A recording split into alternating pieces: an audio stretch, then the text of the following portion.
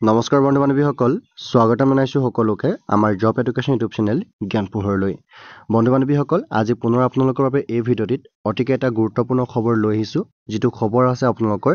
ADRE এক্সামৰ ফালৰ পৰা হয় বন্ধু বান্ধৱীসকল যোৱা কেইদিনমানৰ আগতে অসমৰ CM ছাৰে এডিআৰই এক্সাম অৰ্থাৎ গ্ৰেড 3 আৰু গ্ৰেড 4 ৰ যিটো এক্সাম পেটাৰ্ণ বা এক্সামৰ ডেট আপোনালোকক ঘোষণা কৰিছিল যে আপোনালোকৰ এইবাৰ এডিআৰই এক্সামৰ যিটো গ্ৰেড 3 আৰু গ্ৰেড 4 ৰ এক্সাম পেটাৰ্ণটো APSC আৰ্হিত হ'ব কিন্তু যোৱাকালি পুনৰ অসমৰ মুখ্যমন্ত্ৰী ছাৰে তেখেতৰ ফেচবুক পেজৰ লাইভৰ যোগেদি জনাইছে যে বৰ্তমান যিটো এডিআৰই এক্সাম পেটাৰ্ণটো APSC আৰ্হিত নহ'ব পাৰে যাৰ বিষয়ে তেওঁলোকে পুনৰ এখন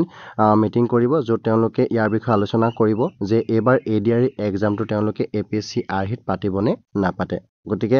আপোনালোকে ভিডিঅ'টো শেষলৈকে চাব গতিকে কেনেধৰণৰ তথ্য তেওঁলোকে উল্লেখ কৰিছে আমাৰ এই ভিডিঅ'ত আমি উল্লেখ কৰিম যে এডিআৰই এক্সাম পেটাৰ্ণটো এবাৰ APSC আৰ্হিত নহ'ব নেকি যিখিনি আমাৰ মুখ্যমন্ত্ৰী ছাৰে জনাইছে যে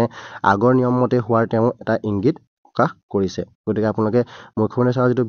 ভিডিঅ' আছে সেইটো আপোনালোকে চাই ল'লে মানে আপোনালোকে সবিশেষ তথ্যবিলাক এই ভিডিঅ'টোৰ জৰিয়তে গম পাব গতিকে বন্ধু বান্ধৱীসকল আপোনালোকে পলম নকৰি বলক আজি ভিডিঅ'টো ইয়াতে আৰম্ভ কৰোঁ যোৱা পৰহি মই ফেচবুক লাইভত এটা কথা উল্লেখ কৰিছিলোঁ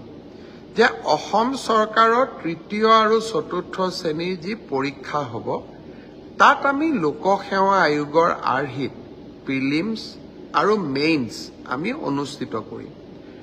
দুই এজন ব্যক্তিয়ে মোক জনাইছে যে পৰীক্ষাত নতুন নিয়ম এই বছৰ কৰিব নালাগে কাৰণ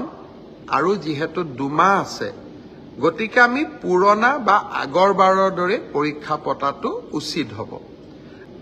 যিসকলে মোক এই পৰামৰ্শটো দিছিল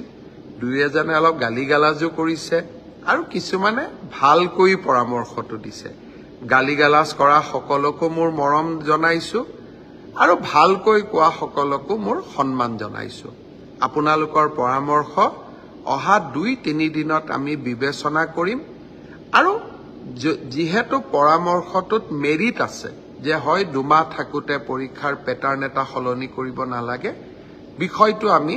ডেফিনেটলি আমি বিবেচনা কৰি অহা 2-3 দিনতে আপোনালোকক ইয়াৰ সিদ্ধান্তৰ বিষয়ে মই অৱগত কৰিম বন্ধু বান্ধৱীসকল যদিহে এডিআৰই এক্সাম গ্ৰেড 3 আৰু গ্ৰেড 4 ৰ যিটো পেটাৰ্ণটো APSC আৰ্হিত হৈ যায় তেতিয়া তেওঁলোকৰ যিখন চিলেবাছ আছে সেই চিলেবাছখন আপোনালোকৰ কেনেধৰণৰ হ'ব আমি